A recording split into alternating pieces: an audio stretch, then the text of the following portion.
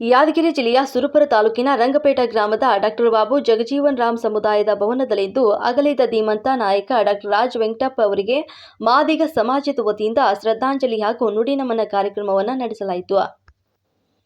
ಯಾದಗಿರಿ ಜಿಲ್ಲೆಯ ಸುರಪುರ ತಾಲೂಕಿನ ರಂಗಪೇಟ ಗ್ರಾಮದ ಡಾಕ್ಟರ್ ಬಾಬು ಜಗಜೀವನ್ ರಾಮ್ ಸಮುದಾಯ ಭವನದಲ್ಲಿಂದು ಮಾದಿಗ ಸಮಾಜದ ವತಿಯಿಂದ ಸುರಪುರ ಮತಕ್ಷೇತ್ರದ ಕಾಂಗ್ರೆಸ್ ಪಕ್ಷದ ಜನಪ್ರಿಯ ಶಾಸಕರಾದ ರಾಜ್ ವೆಂಕಟಪ್ಪ ನಾಯಕ್ ಅವರು ಪ್ರತಿ ಹಳ್ಳಿಗಳು ಕೂಡ ಹಲವಾರು ಅಭಿವೃದ್ಧಿ ಕಾರ್ಯಗಳನ್ನು ಮಾಡುತ್ತಾ ಬಂದಿದ್ರು. ರೈತರ ಕಷ್ಟಗಳಿಗೆ ಸ್ಪಂದಿಸುವ ಗುಣ ಹೊಂದಿದ ಧೀಮಂತ ನಾಯಕರು. ಅವರು ನಮ್ಮನ್ನೆಲ್ಲ ಬಿಟ್ಟು ಅಗಲಿರುವುದು ಇಡೀ ತಾಲೂಕಿಗೆ ತುಂಬಲಾಗದಂತ ನಷ್ಟವಾಗಿದೆ. ಪ್ರತಿ ಗ್ರಾಮದಲ್ಲಿ ಕೂಡ ವಿವಿಧ ಸಮಾಜದ ವತಿಯಿಂದ ನುಡಿ ನಮನ ಕಾರ್ಯಕ್ರಮವನ್ನು ಹಮ್ಮಿಕೊಂಡು ನಮನವನ್ನ ಸಲ್ಲಿಸ್ತಾ ಇದ್ದಾರೆ. ಇಂದು ಕೂಡ ಮಾದಿಗ ಸಮಾಜದ ವತಿಯಿಂದ ಅಧ್ಯಕ್ಷರಾದ ದಾನಪ್ಪ ಲಕ್ಷ್ಮೀಪುರ ಇವರ ನೇತೃತ್ವದಲ್ಲಿ ಶ್ರದ್ಧಾಂಜಲಿ ಹಾಗೂ ನುಡಿ ನಮನ ಕಾರ್ಯಕ್ರಮವನ್ನು ಹಮ್ಮಿಕೊಳ್ಳಲಾಯಿತು.